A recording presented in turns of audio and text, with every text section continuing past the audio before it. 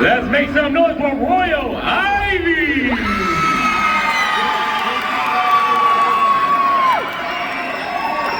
I don't know about y'all, but it's getting hot in here. Once again, I'd like to welcome everybody to our 44th annual Minnesota New Year. All my beautiful Hmong people together in one household. This is such a beautiful moment. All the beautiful people with y'all beautiful vibe. I am feeling it. I am seeing it.